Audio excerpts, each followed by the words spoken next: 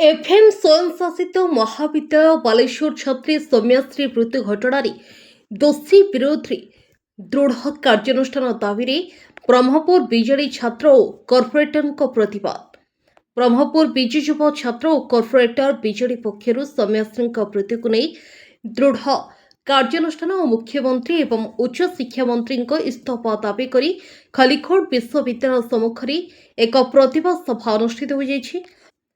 मृतकों को न्याय देवाई तीव्र प्रतिवाद एवं विक्षेप प्रतिवाद सभारे बीजेडी बहु कर्मकर्ता और समस्त कॉर्पोरेटर बहु युव छात्र उपस्थित रही प्रतिवाद सहित दोषी विरोध में दृढ़ कार्यानुष्ठान नेबाकू दाबी करथिले। सेपरि मुख्यमंत्री एवं उच्च शिक्षा मंत्री इस्तीफा दाबी करथिले।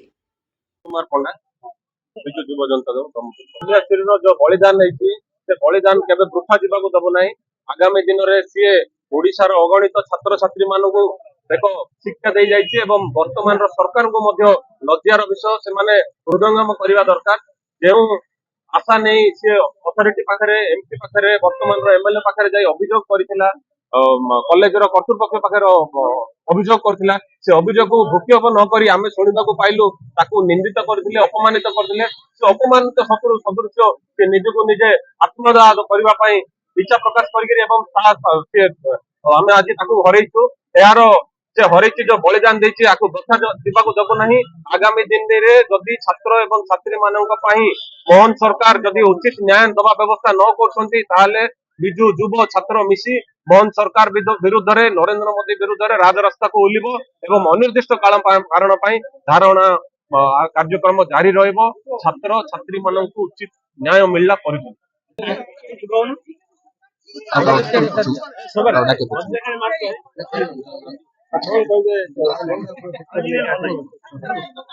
देखु मु पवन कुमार नायक विद्यु छात्र सभापति ब्रह्मपुर महानगर। देखु जबठू बीजेपी सरकार आसी आम समस्त जान देखुचे माने निजे अंगे निभेचे केबे मर्डर होउची, केबे बलात्कार होउची, गणबलात्कार होउची। से भाव गतकाली एक दुखद घटना घटी जाइए।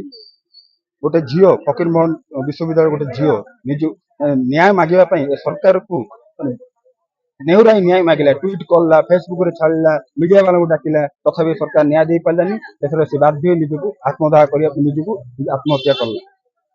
ता बाद जदि तार जब एम्स ट्रिटमेंट चली जब से डेथ तो ओपन डिक्लेयर करू पछाड़ू लुचे की राजनीति करार कारण कौन? यार तो कौन कौन गतकाली माने राष्ट्रपति आसिए बोली आमर दाबी होउची। देखंतु ए अपारक सरकार आपण हाथ में पारि होबनी। आपण तुरंत मुख्यमंत्री इस्तीफा दियंतु, उच्च शिक्षा मंत्री इस्तीफा दियंतु। यह होउची आमर दाबी। गंजाम रो Ruby Behera report, local news 7।